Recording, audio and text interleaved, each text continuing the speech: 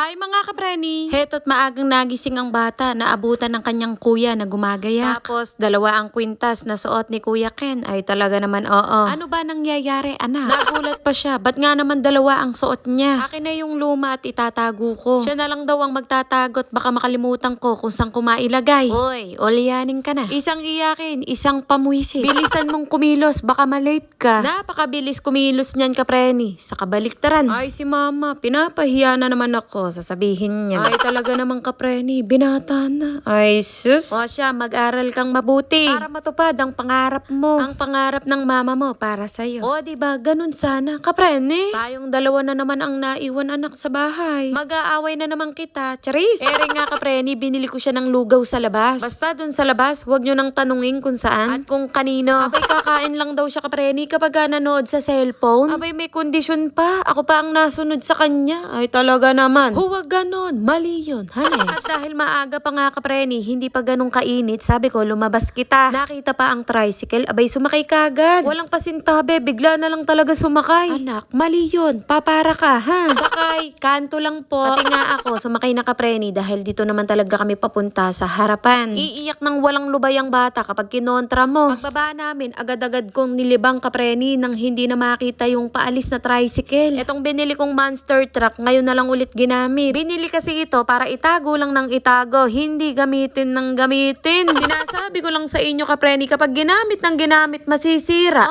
Ay parang ano naman ang kapreni nyo yan. Kung ano-ano na lang ang sinasabi, normal pa ba? Ay joke lang, ikaw naman oo, bawal magalit dito ha, dapat ako lang, sorry na. Tapos tinry ko nga ito, bigla akong napagod. Nilubayan ko na nga, maya-maya lumabas ang aso. Dali-dali kong kinuha, baka lumabas ng kalsada. Sabihin nandyan naman na kayo, bakit hindi nyo pa kinuha yung aso? Wala man lang kayo kamala-mala sa akin. Inayawan na ang laruan kapreni, pumunta na dito sa tindahan. May binabantayan dun kapreni. Huwag kang gagawa ng malit, masama yan. Ay grabe naman si kapreni, hay. Nagaya na akong umuwi, tapos kumain lang ako. Ayun, pinaliguan ko na siya. Binago ko na ang lotion niya kapreni, Cetaphil. Ay pagkakamahal pala. 250 ml lang kapreni, 900 sa Mercury. Hindi naman ako nagre-reklamo, nabigla lang. Di ba nga mga kapreni, nagkaroon siya ng mamamaso? Pagkagaling ng sugat, ang itim. Kala mo tuloy kapag titingnan mo yung binti niya kapreni, parang napabayaan ng nanay. O sadyang walang pakialam yung nanay. Ganon ang makikita mo sa binti niya. Kung ikaw ay judgmental, ganon ang maiisip mo. Pero kung malawak ang pangunawa mo, hindi ganon. Walang ganon. Ang